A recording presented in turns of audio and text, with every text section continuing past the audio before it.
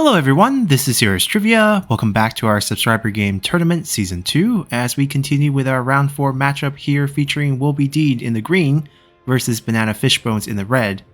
Now this is a matchup between two of our top 8 finishers from season 1, so it should be a good one as there will be plenty of past matches for these competitors to look at to determine their pick and bans, which we'll take a look at right now.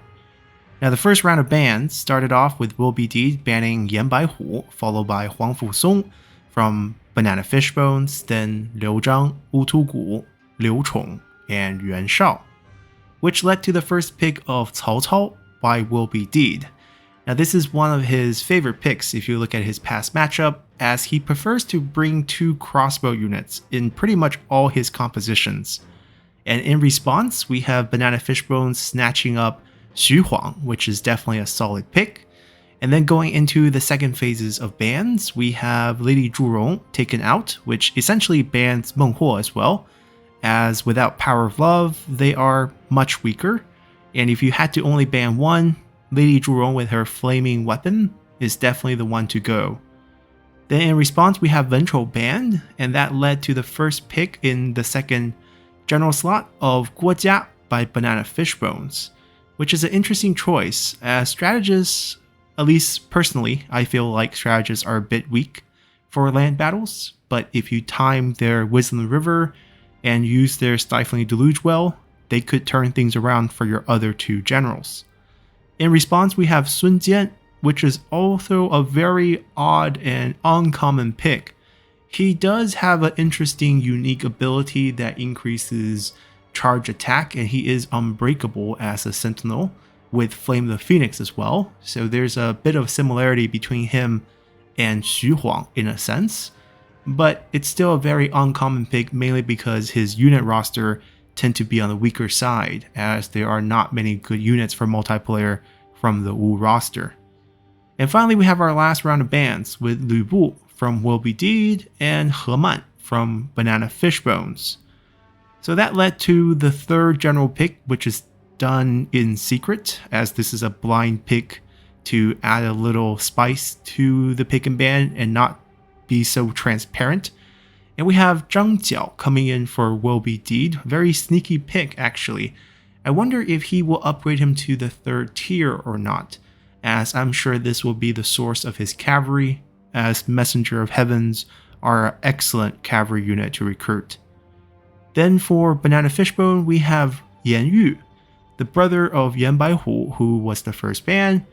He's probably recruited for 2 things. One, he does have the Stalker passive ability. So if Bananafishbone wants to fight on his side of the hill in the forest tree line, then he can give his unit additional bonuses.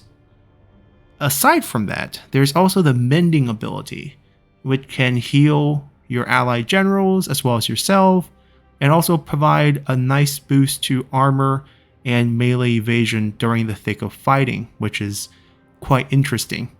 And lastly, he does have Binding Fury, I believe, or Hamstring. I have to double check. He does have one offensive ability, so that makes him still very capable in that regard, and he has the champion health pool, which always is very helpful. So that's the pick ban. Let's hop over and look at the load screen for what units actually came with these generals. And looking at the unit selections, we have the patented 2 crossbow on Cao Cao from Will Be Deed and 4 units of the Qingzhou Halberd. Very good unit, I approve. And then for Sun Jian, we have 1 unit of the Handmaid Guard, which is really the only viable unit from the Wu roster. And just to have a bit more numbers, we see the Saber Infantry, which is a medium tier unit. It's not great, it's not terrible. It will get its job done in melee fights and will probably hold the line okay with its charge negation, as it is recruited on a Sentinel General if it's braced. Then lastly, on Zhang Jiao, I'm actually quite surprised to see 2 units of the Chosen of the 8 Immortals. They are very fast attacking, strong infantry, but they're only half size. That's their main weakness. And the fact that they don't have a shield and have very low armor, so usually archer units can do a pretty good job of taking them out.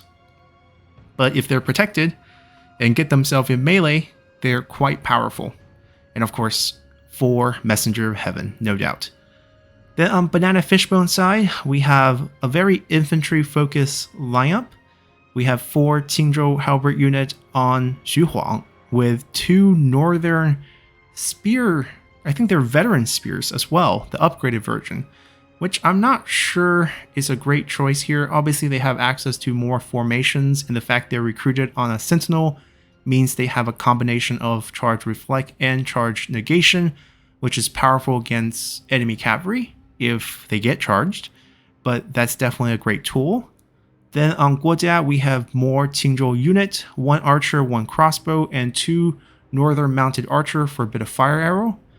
Now, the weather for this round is rain, so spreading fire in the forest is not an easy thing to do, especially since there's no trees in the middle of the map.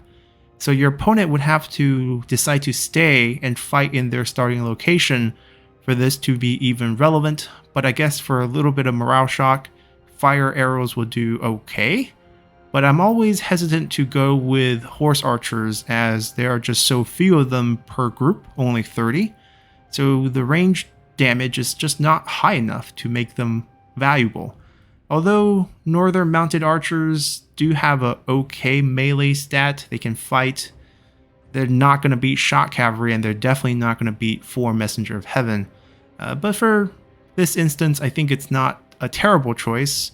It's just a little weird that Yan Yu is picked, because the Stalker ability makes me feel like Bananafishbone wants to take a more defensive approach and maybe fight in the starting forests, and then he brings some fire arrows, which most likely will burn his own forest in this case. Maybe he wants to charge all the way over and then activate it in the enemy forest, which is hard to see. That's a very long distance to close. Finally, speaking of Yan Yu, we have 4 units of the Yue Remnant Warriors, which are excellent troops for their cost. Very high damage unit with decent armor, actually. And then finally 2 Spear Warriors, which are also a bit underrated. If you charge them in, they do have excellent armor piercing damage.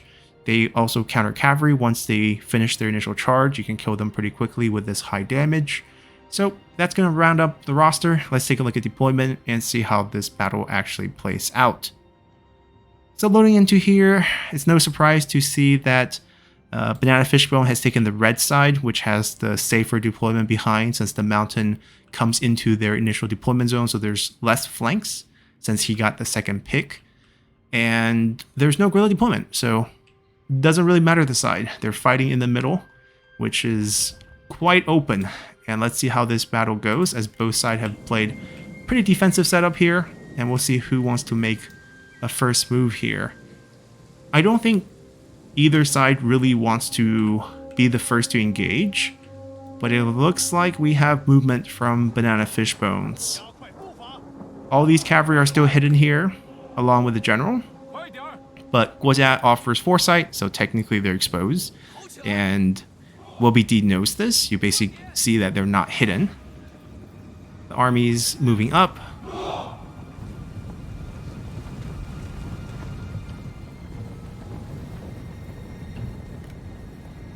I think the range of the crossbow is going to be a major part of this.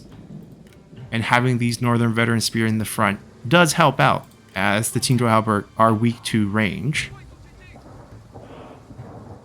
But these 2 cavalry are going to have a pretty hard time.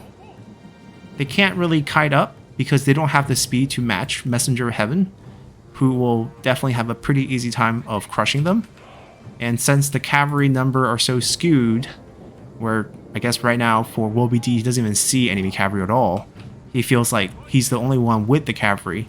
They can split up as much as they want, especially since 2 unit is like 4 units of regular cavalry unit.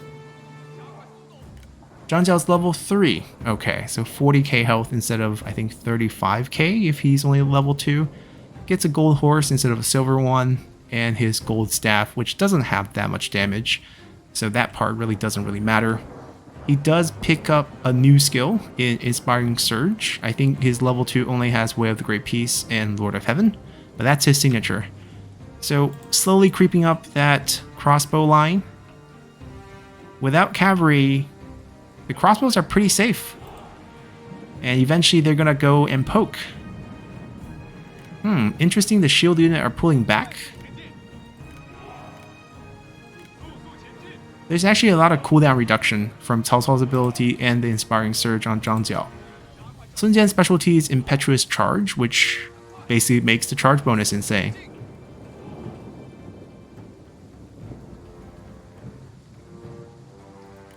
The crossbow has the numbers advantage. The cavalry's come in from different angles. And if the crossbow don't match, they can snipe these Qingzhou unit here.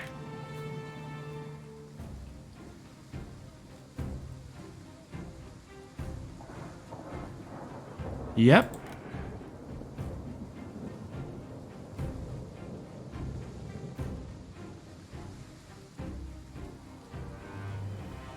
Even if they match, it's a 2v1 type of fight here. Let's see if they switch target quickly.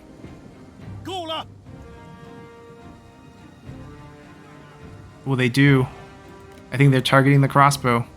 Very wise. They just gotta win this fight, and the rest will be easy. Now, I don't see why the generals don't charge the crossbow at this point. There is no unit that really can stop the generals here. It's not like any of these generals are known general killers. Zhang Jiao can't really fight.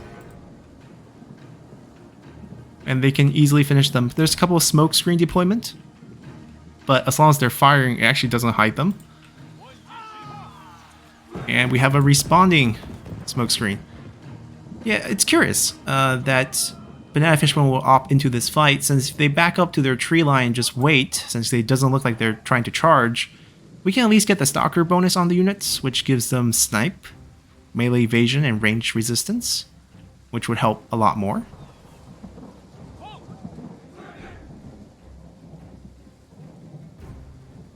Because essentially the choice is be passive or charge if you have less range than your opponent.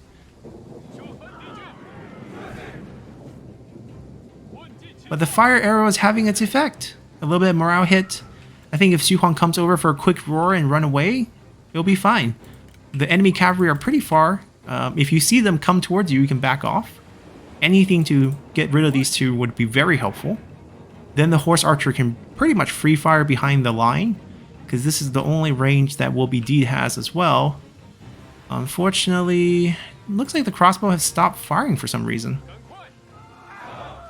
They haven't fired in a while. Oh, there we go. Maybe the overlap is making it difficult for them to fire? Alright, the focus fire actually took one down, mainly because of morale, I believe. They're bouncing back already, though. Cao Cao should give them at least an unbreakable, even if he can't give them range block chance. This, while useful, is only one use, so not sure if it should be used here.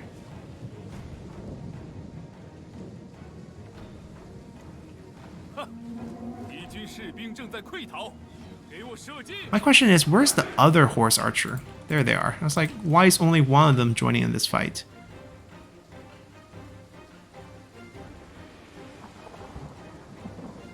Alright, we have our shootout first. Not much is happening. I still favor Will Be Deed because the crossbow are not all firing because of this overlap. Basically, the units back here can't get line of sight, so they're actually not firing, as you see. So unless the Qingzhou unit back off, only a few of them are shooting. And then the cavalry is only a quarter size. The fire arrow is doing decent morale damage, but now they're routed completely. And even though it's quite costly to these crossbow, I think they will come out ahead here. Cao Cao is giving them that passive morale boost to keep them alive, and then if needed, he can always give them the unbreakable so that they can keep firing till the last man. Yeah, but I think the overlap has been fixed, so that's good. But might be a little late. The infantry are charging. Are the cavalry moving as well? Yes, the cavalry are moving at the same time. I wonder who the bonus would go to. Maybe these frontline Saber infantry? Giving them a bonus of 250 melee charge bonus does sound quite strong, actually. But I still think after that initial charge is over, they will struggle against the Qingzhou being in the long run. We'll see if that's actually true.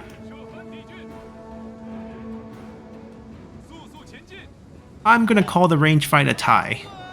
Basically, both sides' range unit have died. They were not given the bonus. Okay, that's interesting. He's saving it for something. But that's really the only big charge I can see going forward. The generals are trying to get a fight with the enemy generals. They do have the handmade guard. If the infantry stay with the generals, I think the generals shouldn't run into the enemy cavalry alone. The cavalries are going after the range cav. They're going for a big flank, but there are units actually hiding in the forest, which WoBD will not know. They have spotted Guojia, but there is a spear warrior here to prevent any damage. The range cav are getting targeted. We have a solo min. That's actually not good. Should be used with the other generals. The bonus was given to just the general and their one cavalry for the charge. I mean, it's excellent burst of damage, but on those horse archers might be a bit of a waste. Xu Huang is fighting alone in the midst of enemy 3 generals and the enemy cavalry, which is a terrible idea. Guojia is pulling back. Yeah, he ready to use his mending, so his value is really gone here. The Saber Infantry has actually won the 1v1 fight with the Qingzhou Halberd here. I'm quite shocked, actually.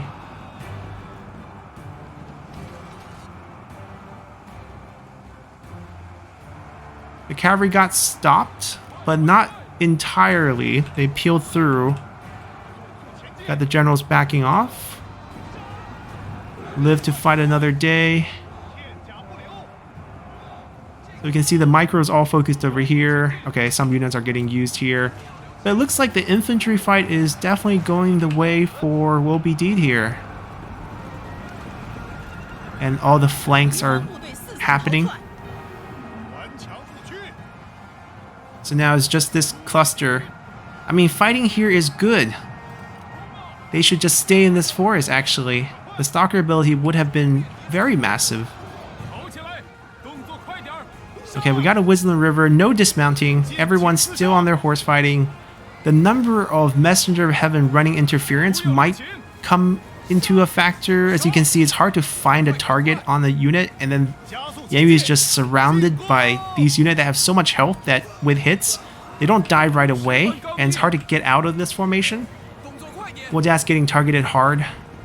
There's not a lot of really good active abilities on WoBD's side that he must use, so killing Guojia is not really that important.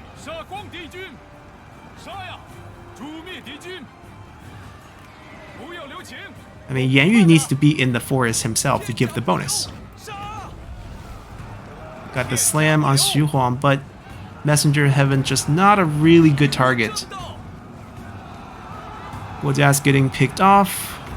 Zhang Jiao activates his one-use boost for morale and some defensive stats. Not a big difference maker, but I guess this will be the fight where you want to use it since it's a general versus general showdown.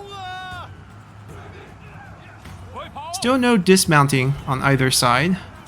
It's mostly a cavalry fight. These chosen of the 8 immortals might make a decent difference. We have Sun Jian dismounting here. Coming in with his ability, Cao Cao as well. Oh, Yanyu is doomed. 3 dismounted generals. And down he goes, I guess. So that leaves Xu Huang, who has backed off, ran to the forest here. I mean, that should be Yanyu's job, to be honest, with that stalker bonus, which wasn't utilized. The complete flank and then the rear attack here. The cavalry should come back soon. Basically, they were chasing Guojia, which isn't bad. Alright, Xu Huang's going to try to stop this by himself. He probably can, but not sure if it's going to make a difference against these 3. I think they have remounted after that kill, and they're now just picking on these rear remnant warriors. Zhang Jiao still has his trump card, so if Zhang Jiao can die here, everyone around this area will be invincible for 60 seconds.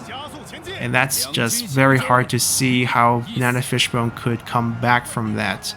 As I said, Xu Huang probably could knock them out by himself. Let's see if there's a dismount here in the forest, since it's pretty much down to the generals.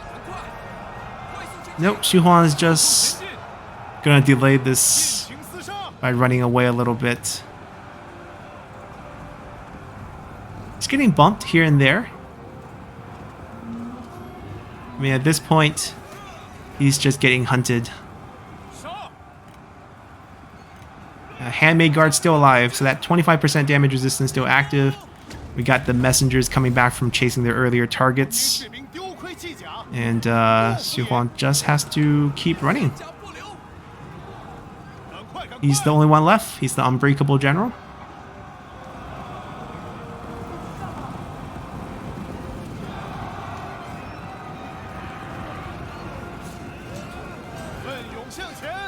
Trying to get a few more kills before going down. Another charge boost. Yeah, there's two different set of cooldown reduction. Cao Cao's impervious...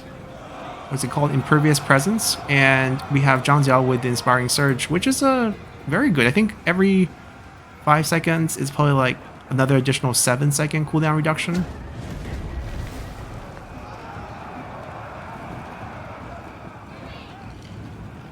Xu Huang down with still 9.8k health. Doesn't look like it. That's 1/4 of his health bar? It looks much less.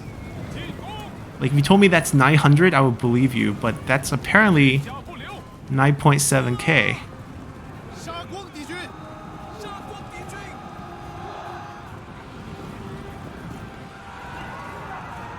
I mean, unless someone dismounts him, he's just gonna keep running. There's not a lot of killing power on these three generals, as we mentioned earlier. Like, if they dismount and they just hack at you, yeah, they will get enough attack on you to kill you. But, like, in this type of chase, it's a struggle, as you can see.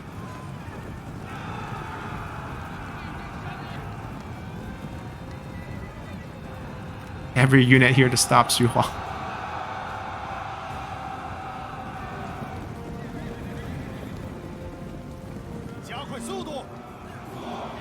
Unfortunately, there's just no angle for him to win at this point, because even if he kills all the unit, it's unbreakable generals across the board, so nothing he can really do. Valiant effort, though. I think there's probably a couple misread of the actual range contest. If Bananafishbone never really wanted to be the one charging, he should have just stayed in the tree line with Yan Yu giving that stalker bonus. I think he was more fixated on bringing him for mending and wasn't super aware of the bonus he could give all his unit if he just stayed in the tree line with his units. And that would also help him win the range fight if he could force WoBD to approach him as WoBD was trying to poke. So instead of sending out the range unit, well, a bit of overlap as well, to trade fire, which went okay, all things considered, maybe backing off a little to bait them closer to the tree line would have been better, given that WoBD eventually made the decision to charge. And I'm very surprised by the performance of the Saber Infantry. I didn't expect them to win out against the Qingzhou unit here. I actually have to take a look at the damage numbers. So we have 6 Qingzhou units dishing out about 20 damage. Yeah, it does feel a bit low compared to what happened here, and these guys did so well. Very impressed. Definitely makes me reconsider how valuable Saber Infantry could be. Can't believe we're saying that. They pretty much slaughtered these guys, for the most part. Very interesting. I mean, they did get the charge, but even then, the amount of kills on these, very impressive. And it's clearly all kills on the Qingzhou unit, so they were trading with them through the misplaced devotion, outlasted those 30 seconds while not taking that much casualties, and then killing them. And it wasn't the cavalry helping either. These didn't get a full flank on these until much later, and those flanks were mainly on these units and the spear guards, the spear warriors that were on the side, because they had to contend with the general fight, the cavalry fight, and some of the rear unit that they ran into the forest, because the two that were with the generals pretty much fought these, and the two on the other side that tried to flank ran into these guys. So that never really materialized, and they sort of just soloed that without any general abilities as well. So Super impressed. Range trade, yeah, I think Will-Be-Deed maybe came out a little bit ahead, but in the end, I don't think it made a huge difference. It's basically 2 range unit trading into 2 range unit. There was a bit of extra kills. I think he was able to pick on a couple of the Tingle unit early on, which is why he had slightly higher kill counts.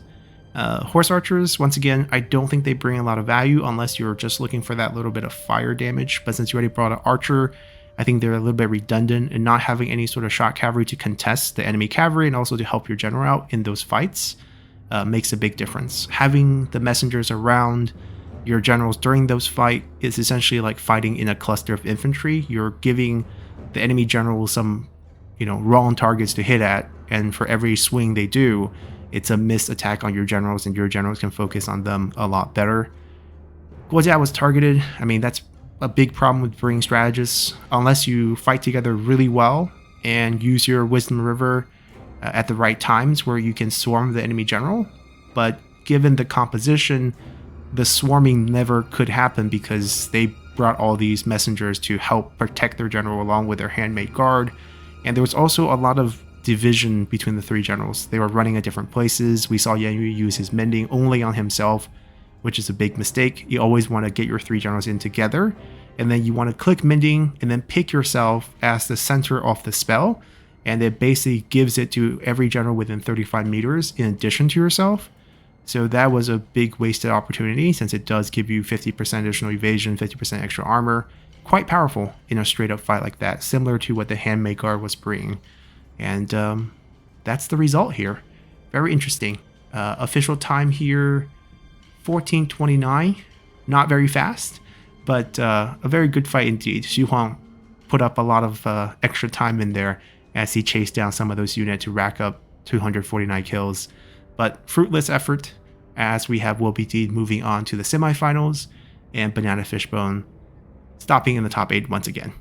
So better luck next time, and we'll see who joins Will-Be-Deed in the top 4. Until then, bye.